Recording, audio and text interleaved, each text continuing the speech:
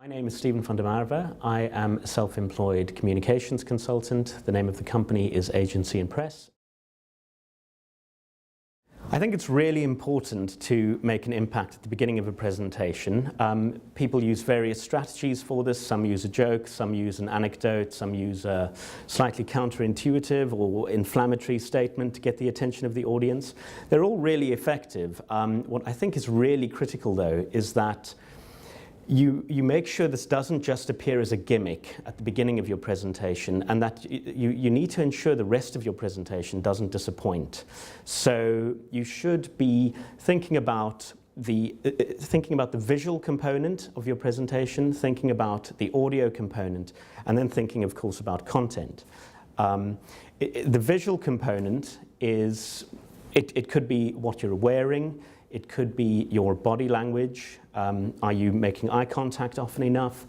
Are you fidgeting, which would obviously be a bad thing, a distraction to the audience? So make sure that visually the presentation works. Also, in terms of any visual aids, charts, PowerPoint presentations, etc. In terms of the audio component, I think you need to make sure that your tone is correct for the presentation and the audience.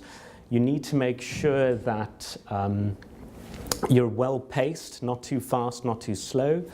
And you should also ensure that you convey enthusiasm about the subject matter. I think that's what's missing from a lot of presentations.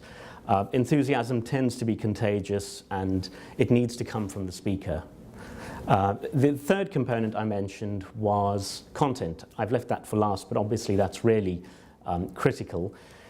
So you need to ensure that your content is well researched, it's well structured, and that it's again explained in the language of the audience, so that you don't want to bombard them with industry jargon.